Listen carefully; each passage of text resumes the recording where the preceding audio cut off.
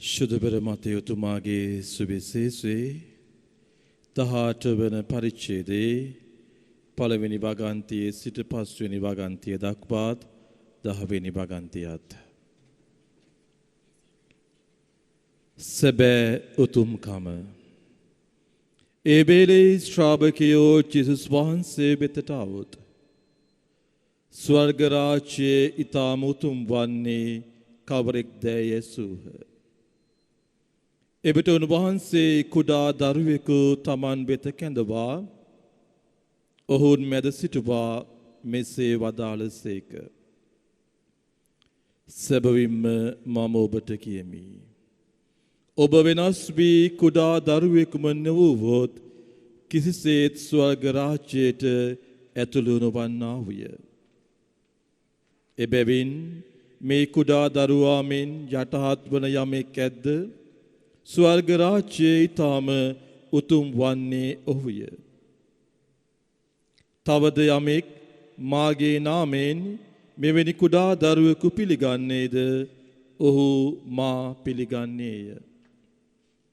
මේ බාලයන්ගෙන් එකෙකුවත් හෙලා නොදකීමට වග බලා ගන්න.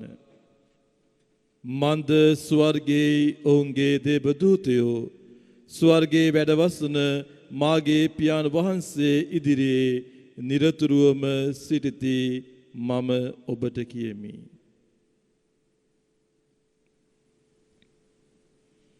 ජීවමාන වූ ස්වාමීන් වහන්සේ ඉදිරියේ දනින් වැටි සිටින අපි සියලු දෙනාට මේ මොහොතේදී උන්වහන්සේ ආරාධනා කරනවා කුඩා දරුවෙකු වන්නට. ආදර අම්මේ තාත්තේ දුවේ පුතේ ඔබට මට හැකියාවක් තියනවාද කුඩා දරුවෙකු වන්නට? සමහරක් අය හිතයි අනේ පාද අපි මෙච්චර මහලු වියට ඇවිල්ලා අපි කොහොමද කුඩා දරුවෙකු වන්නේ? මෙච්චර පෞකාර වූ ජීවිත ගත කරන අපි කොහොමද කුඩා දරුවෙකු මෙන් අහිංසක සිතුවිලි වලින් අපගේ ජීවිතය පුරවා ගන්නේ? යේසු අද ඔබට මට ආරාධනා කරන්නේ ඔබගේ මගේ සිතුවිලි කුඩා දරුවෙක්ගේ සිතුවිලි හා සමාන සිතුවිලි බවට පත් කර ගන්නට.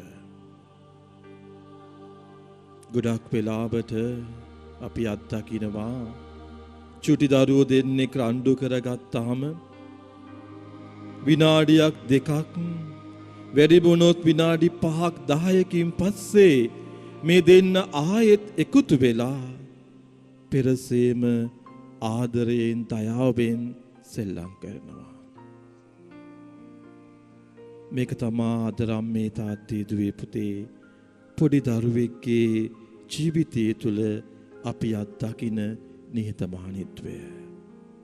ඔබගේ මගේ ජීවිතය තුළ නොමැති ඒ දරුවන්ගේ ජීවිතය තුළ තිබෙන්නා වූ මේ දේ ස්වාමීන් වහන්සේ ඔබට මට අයිති කර ගන්නට ආරාධනා කරනවා. චූටි දරුවෝ හරියට මල්ලු වගේ. චූටි දරුවෝ කියන දේවල් කරන දේවල් හිතාමතා කියන්නේ හිතාමතා කරන දේවල් නොවේ. නමුත් වැඩිහිටියන් වන ඔබ මා ගොඩක් වෙලාවට අපගේ ජීවිතය තුළ එකිනෙකාව විනිශ්චය කරමින් අනිත් කෙනාගේ ජීවිත හෙලා දකිමින් වෛරය, ක්‍රෝධය අපගේ හදවත්වල පුරවාගෙන අපි ජීවත් වෙනවා. ඒකයි ජේසු ඒ පොඩි දරුවෙක්ව ජේසු ඒ ගෝලය මැදට කැඳවාගෙන ඇවිල්ලා අතින් අල්ලාගෙන කියන්නේ ඔබ වෙනස් වී මේ චූටි දරුවා වගේ වුණේ නැත්තම් ඔබට කිසිසේත් ස්වර්ග රාජ්‍යයට ඇතුළු වන්නට බෑ කියලා. කුඩා දරුවෙක් තුළ තිබෙනා වූ සිතුවිලි හරි අහිංසකයි. අහිංසක සිතුවිලිත් එක්කයි චූටි දරුවෝ ජීවත් වෙන්නේ. සුවිශේෂ වාක්‍යය තුළ උන්වහන්සේ අපිට මතක් කර දෙනවා ඒ අහිංසකයන්ට නැත්තම් ඒ බාලයන්ට යම් කිසි කෙනෙක් කිසියම් හෝ වරදක් කරනවා නම් ඒ තාමත් බරපතල බව. වර්තමාන සමාජය තුළ අපි අත්දකිනවා සමහරක් අපේ වැඩිහිටියෝ මේ අපේ දරුවන්ව මේ නොදරුවන්ව විවිධ වූ දේවල් වලට යොමු කරගෙන මේ අහිංසක මල් කැකුළු වැනි ජීවිත විනාශ කරමින් ජීවත් වෙනවා. පසුගිය දිනක මට අසන්නට ලැබුණා වසර අවුරුදු 11ක චූටි දරුවෙක් ජීවිතයෙන් සමුගන්නවා කිසිම තේරුමක් නැතුව. මේ දරුවට ජීවිතය විනාශ කර ගැනීම කියන දේවත් මම හිතන්නේ මොකද්ද කියන එක හරියට තේරෙනවා කියලා. නමුත් මේ දරුවා ජීවිතයෙන් සමුගත්තා. ජීවිතේ විනාශ කරගත්තා. ඇයි ඒ දුක් වේදනාව මේ දරුවට දරා ගන්න බැරුව ගිය නිසා. තමාගේ දෙමව්පියන්ගෙන් හෝ වැඩිහිටියන්ගෙන් හෝ මේ දරුවට ලැබුණු දේ දරුවට දරා ගන්න බැරුව ගියා. එසේනම් ආදරම් මේ තාත්තේ දුවේ පුතේ ජේසු එදත් අදත් ඔබට මට ආදරය කරන්නේ ඔබට මට උන්වහන්සේගේ ආශිර්වාදය ලබා දෙන්නේ අපගේ සිතුවිලි අවංක වුණොත් පමණයි. අපගේ ක්‍රියාවන් උන්වහන්සේගේ ක්‍රියාවන් හා සම්බන්ධ වුණොත් පමණයි. වෛරය රජ යමින් ඊර්ෂ්‍යාව රජ කරමින් පාපිස සිතුවිලි වලින් අපගේ ජීවිතයේ පිරෙන මොහොතක් පාසාම අපි උන්වහන්සේගේ නැත් වෙනවා. චූටි දරුවෙක් අම්මෙක්ගේ තාත්තෙක්ගේ උකුල තුල නැලවෙමින් ජීවත් වෙනවා වගේ ඔබට මට දේව තාත්තගේ උකුල තුල නැලවෙමින් ජීවත් වෙන්නට පුළුවන් වන්නේ අපි අපගේ පාපතර ජීවිත රටාවෙන් වෙනස් වුවොත් පමණයි. කුඩා දරුවෙක් තුල තිබෙනා වූ ඒ යහපත් සිතුවිලි හා සමාන සිතුවිලි අපගේ ජීවිතය තුල අපි පුරවා ගත්තොත් පමණයි. ඒ වගේම අපි මේ කුඩා දරුවන්ට දෙවියන් වහන්සේගේ ආදරය ලබා දෙමින් ඒ දරුවන්ව අපයෝජනයට ලක් නොකර දෙවියන් වහන්සේගේ මහිමේ සඳහා අපට දෙවියන් වහන්සේ දුන්නු මේ බාල දරුවන්ව ආදරයෙන් රැකබලා ගත්තොත් පමණයි. උන්වහන්සේ පිටක කියනවා මේ කුඩා දරුවන්ගෙන් කෙනෙකුට එක්කෙනෙකුට හෝ යම් කිසි දෙයක් කරන කෙනෙක් ඇත්නම් ඔහුගේ බෙල්ලේ ඇඹරුම් ගලක් එල්ලා ඔහු මුහුදට හෙළනු ලැබීම වඩා යෝග්‍යයි කියලා. අහිංසක මල් කැකුළු අද ගොඩාක් වැඩිහිටියන් අතින් විනාශ වෙලා යනවා. ජීවිතේ කිසිම බරක් පතලක් තේරෙන්නේ නැති මේ දරුවන්ට වර්තමාන සමාජය තුල වැඩිහිටියන් විසින් නොයෙකුත් අපයෝජන ක්‍රියාවල් වලට යොමු කරමින් ඒ වගේම තමාගේ ජීවිතවල තිබෙනා වූ ආශාවන් මේ දරුවන් තුළින් පුරවා ගනිමින් මේ දරුවන්ව මහා භයානක වූ ඉරණමක් වෙත අපගේ වැඩිහිටියන් ගෙන යනවා. එසේනම් ආදරම්මේ තාත්තේ දුවේ පුතේ අද ජේසු කතා කරන්නේ ඔබටයි. ඔබ යම් කිසි දිනක ඔබ අතින් ඔබගේ දරුවන්ට හෝ අසල් වාසී දරුවන්ට යම් කිසි අකටයුත්තක් වෙලා තියෙනවා නම් උන්වහන්සේගෙන් සමාව අයදින්න. උන්වහන්සේ ඔබට ආරාධනා කරනවා කුඩා දරුවන්ට ආදරය කරන්නට. උන්වහන්සේ ඔබට ආරාධනා කරනවා කුඩා දරුවන්ට ආදරය කරන්නට. උන්වහන්සේ ඔබට ආරාධනා කරනවා කුඩා දරුවෙකු මෙන් යහපත් සිතුවිලි ගොනු කරගෙන ඒ කුඩා දරුවෙක්ගේ හදවතට තිබෙනා වූ ඒ හැම සිතුවිල්ලක්ම අපගේ ජීවිතවලත් ජීවත් කරවන්නට මේ සඳහා අවශ්‍ය වරප්‍රසාදය අපි උන්වහන්සේගේ මෙල්ලමු. බාලයන්ව උන්වහන්සේ වෙත අපගේ දෝතින් නගා සිටවන්නට වරම් අය දෙමු.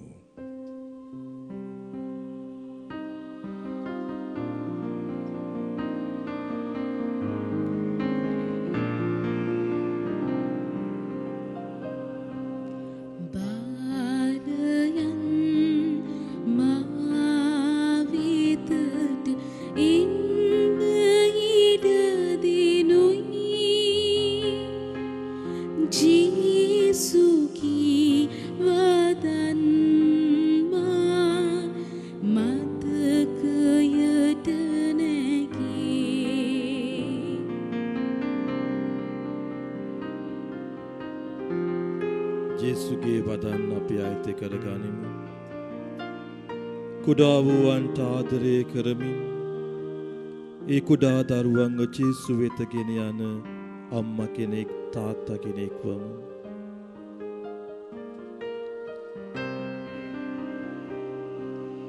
ජේසු සමිඳු නමට අපේ සිරස නමනවා.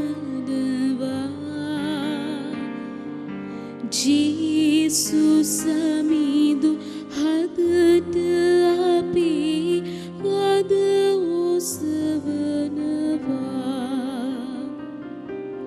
ජේසු සමිඳු පිමට අපේ පිමද පුදනවා. ජේසු සමිඳු වෙතට අපේ දීපා නගනවා.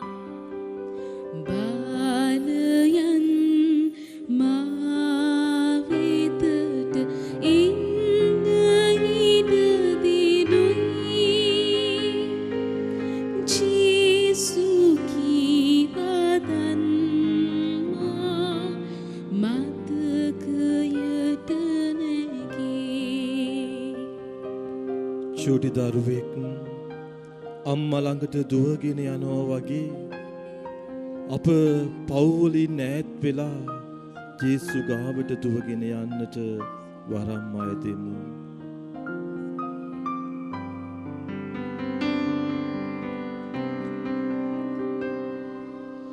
අපේ ගමන ජේසු වෙතට නැතව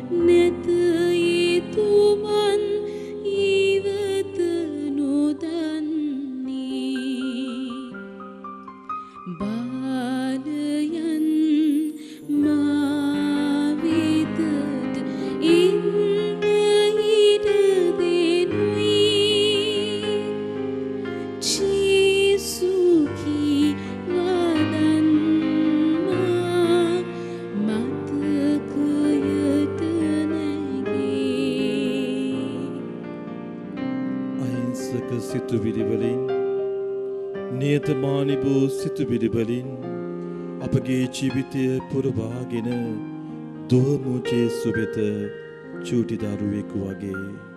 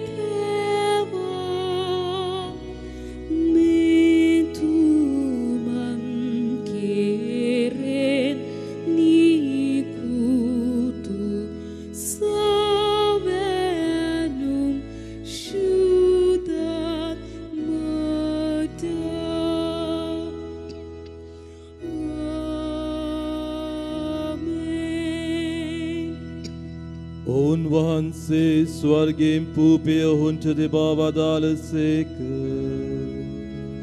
සෑම ප්‍රබෝධයක් මෙහි අඩංගු වී ඇත්තේය. යාඥා කරම්හ. නව ජීවනය දානය කරන මේ ප්‍රසාද නිධානය මගින් ඔබ වහන්සේගේ සෙනෙහසේ උණුසුම අපට ලැබෙන්නට සැලැස්සුව මැනව. ඔබ වහන්සේගේ රාජ්‍යයේ ආනන්දය පුන පුනා පතන්නට අප සිත් ජුවලිත කළ මැනව. මේ කීදේ අප ස්වාමීන් වන ජේසු ක්‍රිස්තුන් වහන්සේ උදෙසාම අපට ලැබේවා.